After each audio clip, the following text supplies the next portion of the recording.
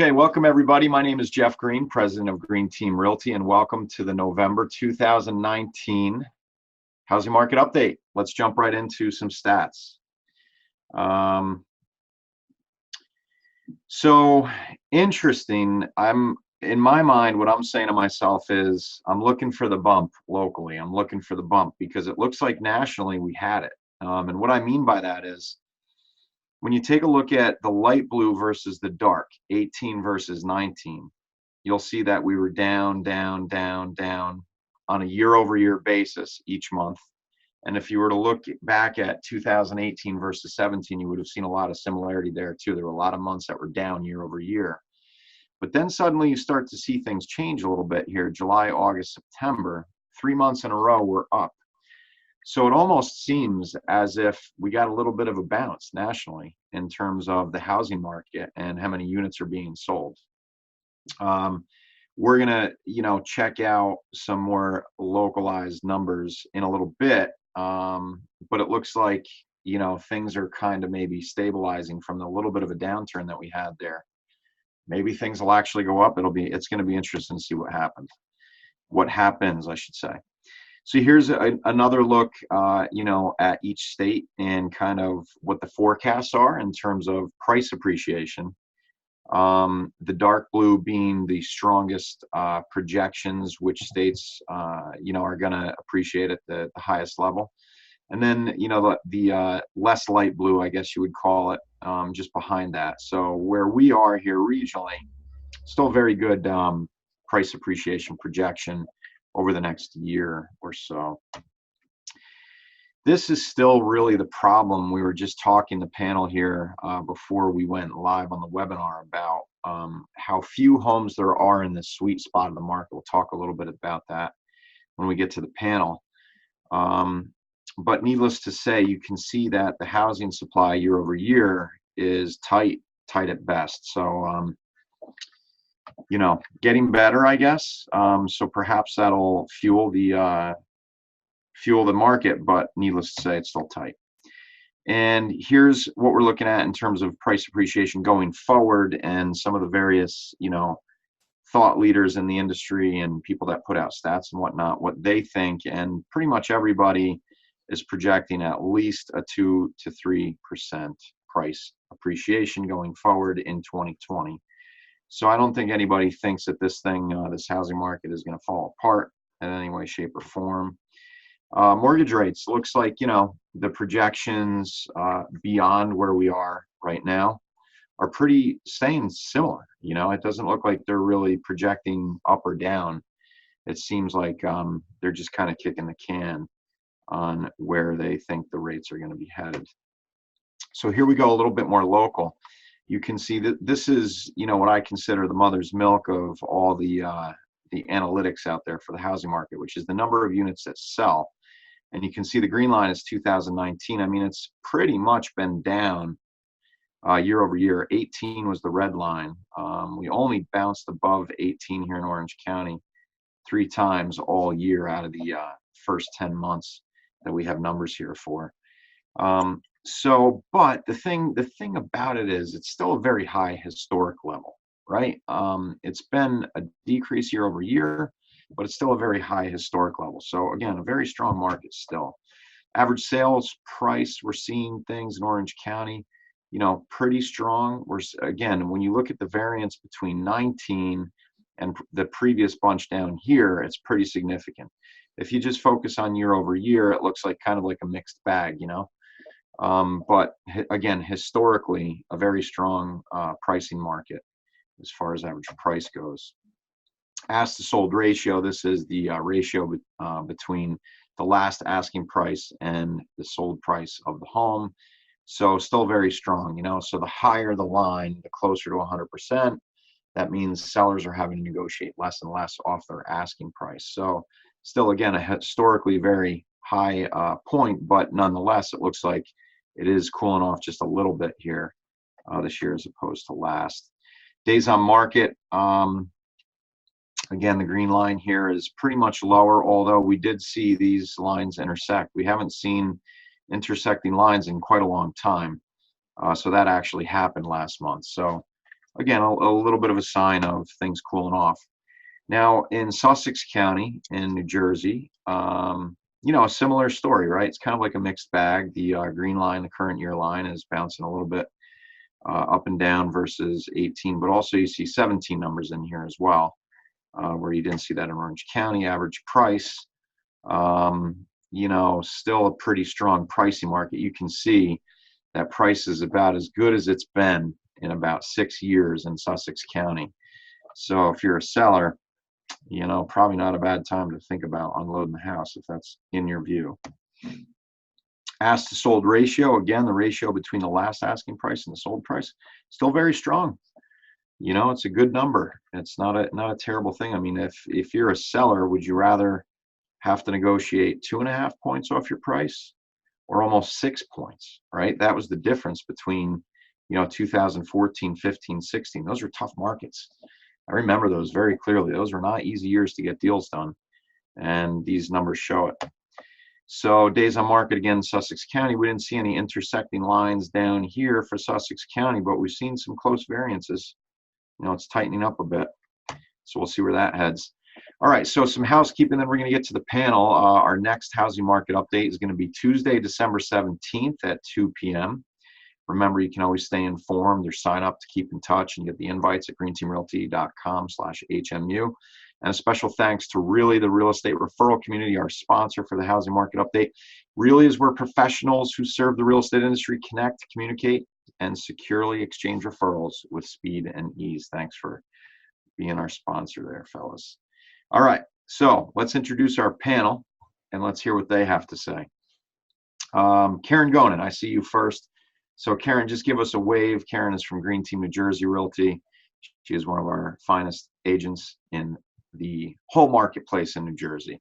Carol Buchanan, she is with us from Green Team New York Realty and also one of the finest realtors in her own respective marketplace. So welcome, ladies. How are you? Good. So Carol, let's start with you. We started with New York stats, so let's talk about New York stats first. What do you think? Where do you see the market heading yourself? You've seen the numbers. How do you react to those? I think that I think 2020 is going to be an excellent year. I think inventory is still down. There's no doubt about that. But there are very active buyers out there looking for homes.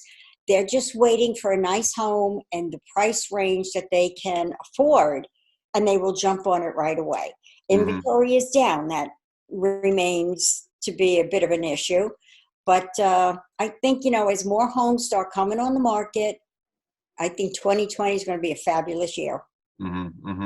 Yeah, and Carol, I have to hand it to you. I'm pretty sure that you joined us on the housing market update around this time last year, and you said, that 2019 is going to be a strong year because we were starting to see the numbers deteriorate a little bit, and I didn't really know where that was headed because my experience as a real estate professional back in 2005 and 2004, when I saw the numbers start to dip and they didn't come back up for 8 years. So for me to experience a situation where I saw the numbers start to dip, 18 months ago, and now all of a sudden they're kind of planing out and maybe coming back together is a breath of fresh air for me. But I have to say, you called it. You really did. You called it that 2019 would be a strong year. So I'm happy to hear you say that 2020 is going to be a good year too. It's going to be fabulous. All right, good. I like to hear that. Karen, what say you? I have to agree with Carol. I think our one issue in Sussex County is that a lot of sellers are hanging on to their houses thinking, we're just going to wait and see what happens. We'll list in the spring. I can tell you that all the listings that are priced properly are gone the same week that they're listed. I took buyers out last week on a Monday, and I said to them, if you like something, we need to jump on it. And they said, no, it's okay. We want to look at some other houses. They came back to me 2 days later and they said, we want to put in an offer. And I said, house is already gone. It already has an accepted offer. If you want, we can go the extra mile. But as of right now, that house is no longer available. I took them out again today and I said the same exact thing. So I hope this time they listen to me and we can put in an offer on a house that they like. You can lead a horse to water, right? Isn't that the old adage? That's exactly it. I say the same thing about you guys, the sales associates too. So it's not just your clients. I agree. I think the one thing that's really important for all of us real estate agents and sellers, your house has to be priced properly. So Yeah. if you're looking to sell right away, let your realtor know that this is what you want to do. Because if you want to sit on the market, we can do that too. But if you want to sell, this is the time to do it, because in spring, everybody else will be listing. Yeah. That is a constant that I can attest to. That I've been around long enough, not as long as some other people in this industry, but I've been around 15 years now, working full time in this industry, day in and day out, watching numbers, so on and so forth. And I can say the one thing that's always true: you have to price it right, no matter if it's in a down market, an up market, and somewhere in between market. If you don't price the property right, it's just not going to sell. And there's a lot of reasons for that, maybe too many to go through here today. But needless to say, it is important, price it right. What about the bank inventory, Karen? I always like to check in with you on foreclosures. Are the banks still holding their cards? Are they holding and renting? Are they flipping them themselves? What are you seeing? So it's funny you should ask. I just had a conversation with another agent from our brokerage earlier today. The banks are starting to release. There are only two strategies that they have. One, we're going to list high and see if somebody bites because the house is in okay condition. Or two, we're going to list really low and have everybody jump at it. And that's actually what I've been through just this weekend, where we saw a house. We were among 10 other people that saw the house within the half an hour we were in there. And sure enough, the listing agent came back with highest and best. And I'm sure the property will sell a lot higher than it should have, just because we don't have that much that's listed low for the flippers, and they're all going for it. Okay. And any comments by either of you as far as appraisals go? Are you experiencing any problems with appraisals? Pretty much my appraisals, I haven't had much trouble with that. Mm. Last year with all my sales, I only had it with one particular house where it didn't appraise, but that's because we couldn't include the finished basement. It's a little involved. But basically, the homes are appraising. I have not had a problem with that. Yeah, it was about 2 years ago that, prices really started to shift dramatically, and there was a lot of problems with appraisals, and that was like the big thing. But it's funny how quickly it goes away, and then suddenly we forget about it. But inevitably, one thing we know: appraisals will be a problem once again. It's anytime the market turns right on a sharp incline or decline. Well, really more on an incline, right? Because it's all about getting the appraisals to come in high enough so that the buyers can get the loan that they need to move the transaction forward. So it's just hard sometimes for appraisers to get the comps, right? If the comps don't exist and new deals are coming in higher than the last one and the market's chugging up, the appraisers have to take a leap of faith on that. And the market hadn't really been seriously increasing for some time, so I think a lot of them were tentative to do that. But now that the price appreciation has been going on for some time, it seems to be okay for the appraisers to take that leap.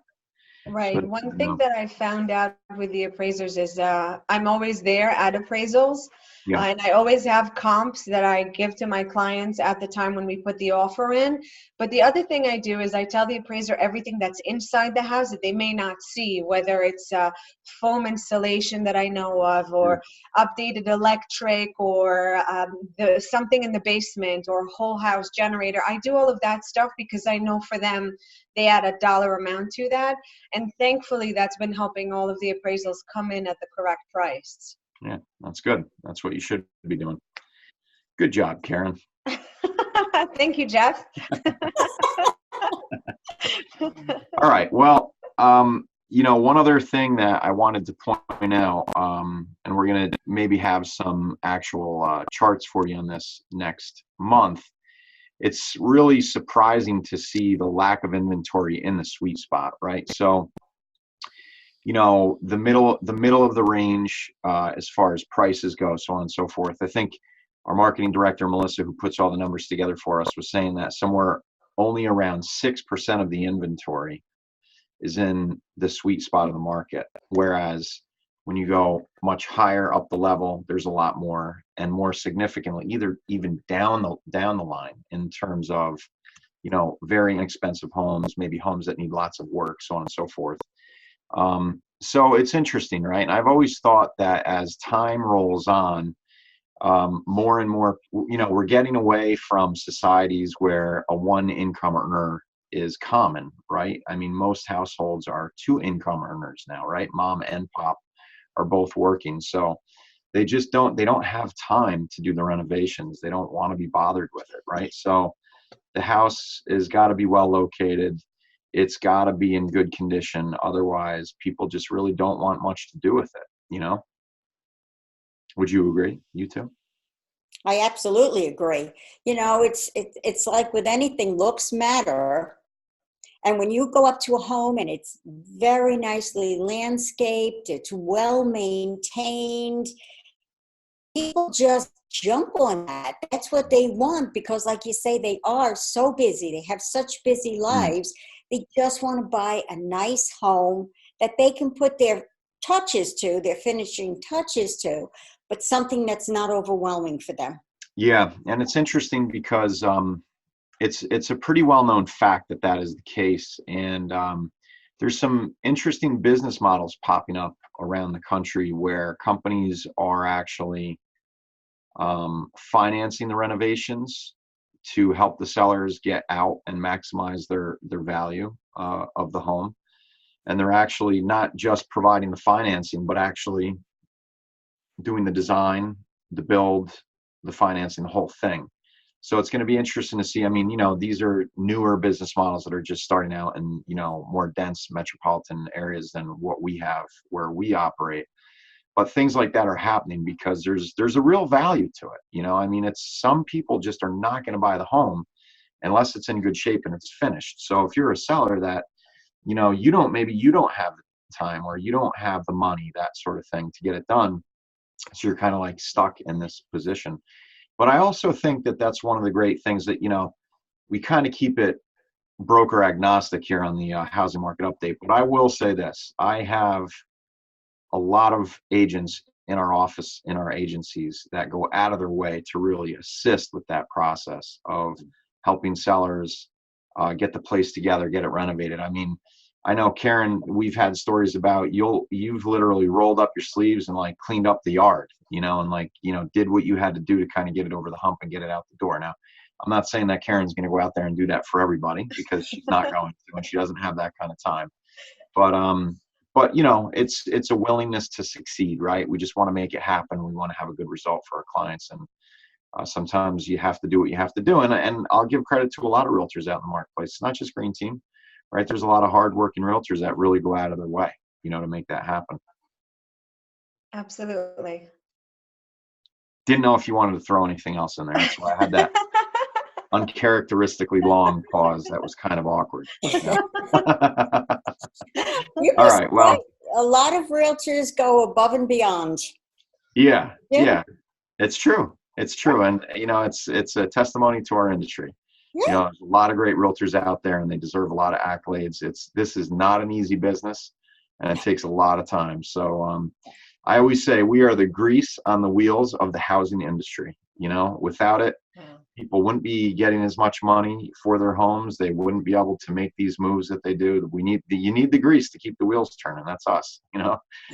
I definitely think that when your realtor is willing to take the extra, to do the extra mile for you, that's when it really counts. Most of the people that I've bought and sold homes with are actually people that I talk to on a regular basis, whether it's just a Facebook message that goes out or a text message or an invite to a party. I think it becomes part of your circle. It's people that you care for, people that you've spent so much time with in the most stressful time of their lives. And I've had so many people that sold and bought at the same time where it's just been mind-boggling the amount of stress that they've dealt with. And to just be there and hold their hand and say, hey, everything's going to be okay. It means a lot, both to them and to me, because they allowed me to come into their lives and help. Yep. All right. One last question for you each before we cut bait here. Do you think price appreciation, that prices will increase in 2020 versus 2019 in your respective county? Karen? I absolutely think so. I think what we're seeing right now is that houses that possibly last year or the year before were listed lower are listing and selling higher than they were.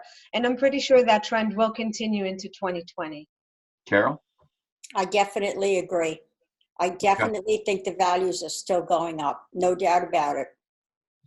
There you have it, folks. All right, ladies. Karen, how does one get a hold of you if they want to get a hold of you? All they have to do is just call, text, or email. My cell phone number is 551-262-4062, and they can always Google me and see what comes up.